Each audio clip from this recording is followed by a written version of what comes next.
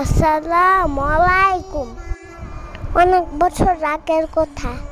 একজন মানুষ একা একা মরুভূমির রাস্তায় হেঁটে যাচ্ছিল। ছিল অনেক গরম, তার খুব তৃষ্ণা পেয়েছিল।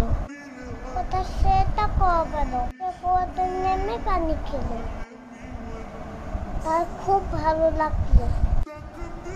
কুয়া থেকে সে উঠে দেখলো সে একটা কুকুর শুয়ে আছে। তার জিভ বের হয়ে গিয়েছে তৃষ্ণায়। মানুষটি ভাবলো সে কুকুরটি আমার মতো পিপাসায় কষ্টও পাচ্ছে। সে আবার কুয়াতে নামলো।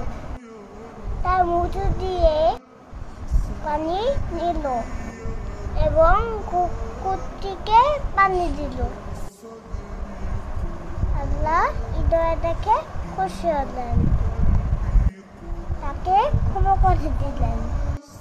রাসূলুল্লাহ সাল্লাল্লাহু আলাইহি ওয়াসাল্লাম বলেছেন, আল্লাহ সে মানুষকে জান্নাত দিলেন একটি ছোট ভালো কাজ, তবু যদি তা হয় নিঃস্বার্থ, আল্লাহ তাতে খুশি হন।